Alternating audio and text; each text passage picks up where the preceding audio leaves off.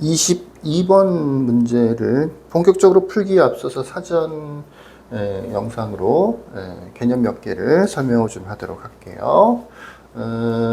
닫힌 구간에서 예를 들어서 뭐 2에서부터 3까지 fx의 최대값 구하세요. 뭐 최소값일 수도 있겠죠. 최대값 구하세요. 최소값 구하세요. 그래프가 있으면 뭐 더 참고로 연속이라 해야 돼요.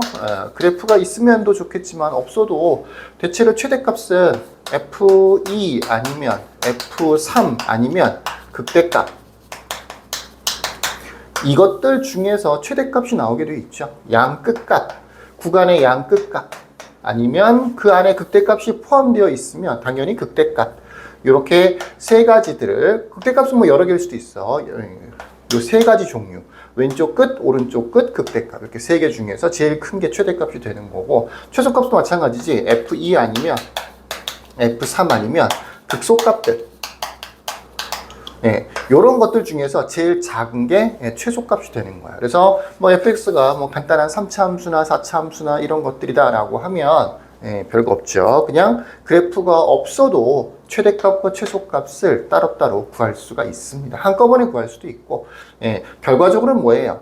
양끝값하고 극대나 극소 이런 것들을 다 찾아본 다음에 얘네들이 될 수가 있으니까 얘네들을 찾아본 다음에 그 중에서 제일 큰 거 최대값이 되는 거고 제일 작은 거 최소값이 되는 거예요.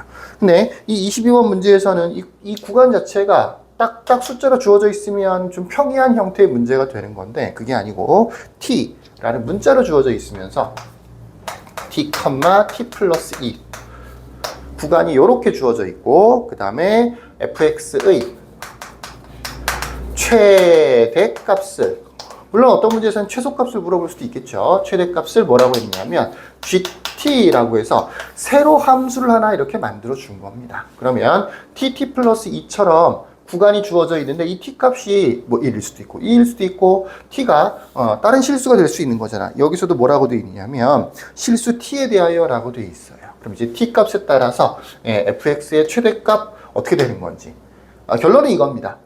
양끝값 아니면 극대 요것들 중에 하나가 최대값이 되는 거예요. 그러니까 이 gt라고 하는 함수는 뭐 답이 뭐가 될 수밖에 없다고 ft가 되든가 아니면 ft 플러스 2가 되든가 아니면 극대값이 되든가 극대를 포함한다면 이런 형태가 되는 거야. 문자로 되어 있다고 해서 기본적인 이런 공식들이 바뀌는 건 아니야. 그래서 예를 들어서 한번 fx를 거기 주어져 있는 거 말고 적당한 함수를 예를 들어서 요 두 구간 t 플러스 2 이 구간에서 최대값을 gt라고 하는 함수를 한번 만들어 볼게요. 예를 들어서 fx가 적당히 이렇게 생겼다고 치자.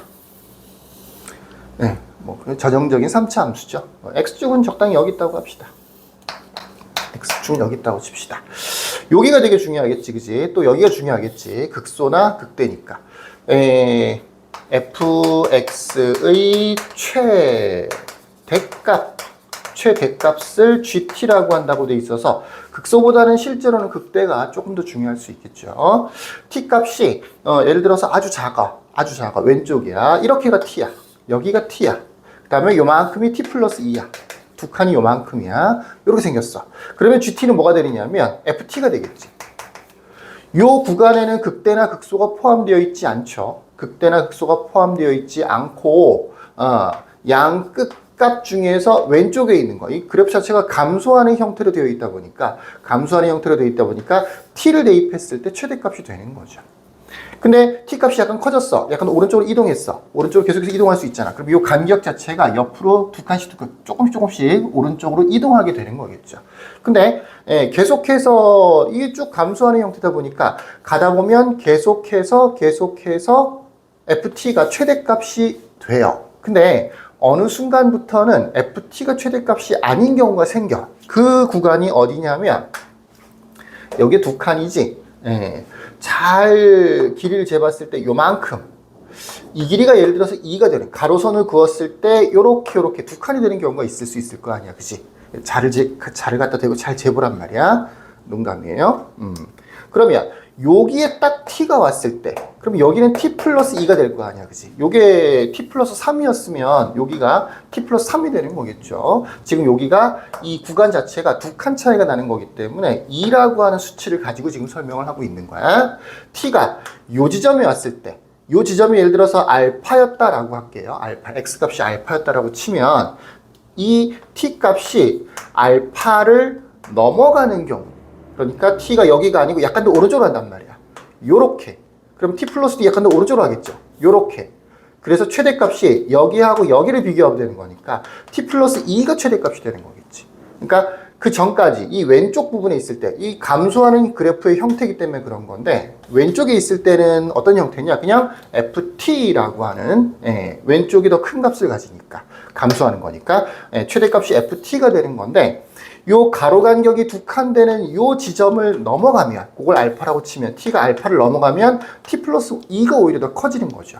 요쪽은 내려왔는데 이쪽은 올라갔으니까. 그래서 최대값이 ft 플러스 2가 되는 거야.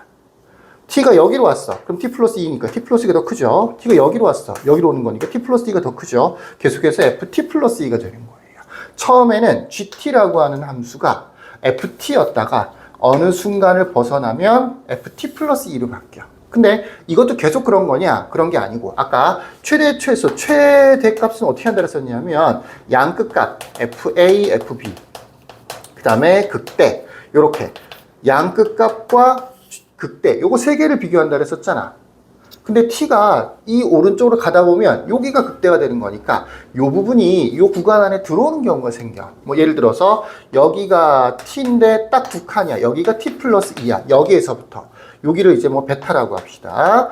t가 베타보다 약간만 커지면, 1 커지면 t 플러스 2도 이 극대를 약간 넘어갈 거 아니야, 그지? 요렇게. 그러니까 그 안에는 극대값이 포함되어 있는 거야. 그래서 이 t가 이 베타를 넘어가는 순간 어떻게 바뀌느냐 하면 여기는 극대값이 되는 거예요. 뭐 참고로 이 극대값을 뭐라고 할까요? 뭐 K라고 할까요? K 그런가요? 극대값을 C라고 합시다. 그러면 이 극대값 C가 돼요. 그러니까 처음에는 ft였다가 어느 순간부터는 ft 플러스 2로 바뀌다가 어느 순간에는 c, 요거는 상수가 된다는 얘기야. 그러니까 일종의 상수함수처럼 가로직선처럼 그래프가 그려지는 부분이 생긴다는 얘기지. 이건 언제까지 그런 거냐면 더 넘어갔어. 그래서 예를 들어서 요 t가 이 극대를 벗어나는 순간, t가 딱 여기에 오는 경우, 그때부터는 tt 플러스 2니까 이번에 역시 ft가 다시 최대가 되는 거죠. 요 극대를 이 구간에서 벗어났어. 더 오른쪽으로 갔단 말이야. 구간의 범위 자체가. 지금 범위가 왼쪽에서 오른쪽으로 이렇게 이동이 되는 거라서 그런 거야. 그래서 벗어났어. 그런 경우에는 다시 ft가 최대가 되는 거겠죠. 근데 그 다음부터는 계속 그래요. 이 감소하는 부분, 여기랑 똑같은 거죠. 감소하는 부분이다 보니까 ft가 최대가 되는 거야. 그러니까 gt는 하나, 둘, 셋, 넷, 네 개로 구성이 되어 있는 거예요. 특히 이렇게 바뀌는 곳, 이 바뀌는 곳이 굉장히 중요해요. 갑자기 C로 바뀌었어. 바뀌는 곳이 중요하죠. 그래서 요것들을 고려해서 새로 한번 식을 만들어 보면, 자, 한 번 더 설명하는 거예요. 수치를 이번에는 좀 줍시다. 극소값 자체는 뭐 최소값을 함수로 줬을 때는 극소값 자체가 좀 중요할 수 있는데, 지금은 극소값 자체는 별로 중요하진 않아요. 그래프의 모양을 보세요. 감소하는 부분에서 어떻게 그래프가 그려지는지, 또 증가하는 부분에서 어떻게 그래프가 그려지는 건지, 요거를 x축이라고 하고 요거를 y는 fx라고 할게요. 그 다음에 중요한 수치가 요렇게가 두 칸이 되는 거, 요 간격이 두 칸이 되는 거, 여기 되게 중요했었죠. 여기가 뭐 알파라고 할게요. 그럼 여기는 알파 플러스 2가 되겠지. 그 다음에는 극대가 중요했었어. 여기를 극대라고 할게. 극대값은 C라고 할게요. Y좌표 C. 극대가 중요한 거 아니고 극대보다 왼쪽으로 두 칸 정도. 요렇게. 여기를 베타라고 할게요. 그러면 베타 플러스 2에서 실제로는 극대값을 갖게 되는 거죠. 무슨 얘기인지 아시겠죠? 그래서 GT는 처음에는 어떻다고? FT였다고. 언제까지? T가 알파보다 작을 때는 FT였다고. 그리고 T가 알파보다 커지면서 베타 사이, T가 알파하고 베타 요 사이에 있을 때는 FT 플러스 2로 바뀐다고.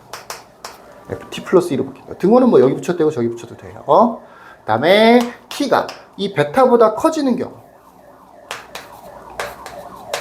t가 베타보다 커지는 경우, 그러면 이 극대값이 구간 안에 들어오는 거예요. 그때는 c 이렇게 되는 거죠. 극대값하고 똑같은 값을 갖게 되는 거야. 그건 뭐 끝까지 그런 건 아니고 베타 플러스 2까지만 그렇겠죠. 이 t가 이 베타 플러스 2보다 커지는 경우, 그런 경우에는 다시 ft로 바뀝니다. 처음 그래프의 모양하고 똑같은 모양이 되는 거죠. 그래서 GT의 그래프는 하나, 둘, 셋, 넷, 4개로 구성되어 있는 이런 형태의 그래프가 되는 거야. 이거를 이제 GX로 고쳐볼게요. 이 fx하고 겹쳐서 그래프를 그리려고 하는 거야. 뭐 t만 x로 고치는 거니까 다 똑같죠. gx는 fx, 언제 x가 알파보다 작을 때, fx 플러스 2, 언제 x가 알파에서부터 베타 사이에 있을 때, 상수 c값, 언제 x가 베타에서부터 베타 플러스 2까지, 등호는 붙여도 되고 안 붙여도 돼요. 그 다음에 마지막으로 베타 플러스 2보다 크거나 같아질 때는 fx, 이렇게 생겼어요. 이 그래프를 여기다 겹쳐서 한번 그려볼게요. gx를. 이 하얀색이 y는 fx야. 지금 그릴 그래프 y는 gx라고 하는 그래프는 노란색인 거예요. 예, 처음에는 fx랑 똑같아요. 겹쳐져 있다는 얘기죠. 이렇게 그려지는 거예요. 그 다음에 x가 알파에서부터 베타 사이, 알파에서부터 베타 사이는 어떻게 그리는 거냐면 fx를 fx 플러스 2라고 했지. 요게 fx를 x축의 방향으로 마이너스 2만큼 평행이동을 시킨 그래프예요. 그러니까 요 부분 보이죠? 요 부분의 그래프를 왼쪽으로 2칸 이동을 시킨단 말이야. 실제로는 전체 그래프를 왼쪽으로 2칸 이동시키는 거긴 하지만, 그래서 요 모양과 똑같은 모양이 요렇게 그려지게 돼 있어요. 언제까지? 베타까지. 그 다음에는 상수함수, 가로직선인 거죠. x가 전혀 들어있지 않은 거니까. 어디까지냐? 베타 플러스 2, 베타에서 베타 플러스 2까지. 요렇게 올라오다가 어떻게 된다고? 여기서부터는 가로직선으로 이렇게 그려진다고. 그 다음에 베타 플러스 1을 넘어갔어. 그러면 fx는 어떻게? 그대로 fx니까 그대로 따라 그리면 되는 거죠. 이렇게요. fx가 요렇게 생겼는데, 하얀색으로 fx가 이렇게 생겼는데, gx는 어떻게 생겼느냐? 이렇게 왔다가 그 다음에 요 모양대로 요렇게 따라오다가, 야, 여기는 상수함수, 극대를 포함하는 모양이에요. 그 다음에 극대를 넘어가면 다시 원래 함수의 그래프랑 똑같은 그래프로 요렇게 만들어집니다. 요거를 여러 번 연습을 하셔야 gx라고 하는 그래프를 매끄럽게 그릴 수 있어요. 특히 이 문제 자체는 22번 문제는 미분이 가능하고 불가능하고 이런 걸 얘기하는 거거든요. 요 지점에서는 미분이 불가능합니다. 미분이 안 돼요. 이 지점에서는 미분이 가능해요. 이 지점에서도 미분이 가능해요. 미분이 불가능한 곳이 있고 가능한 곳이 있어. 여기나 여기에 대한 설명은 다음번 영상에서 조금 더 자세히 설명하도록 할게요. 자, 여기까지. 끝.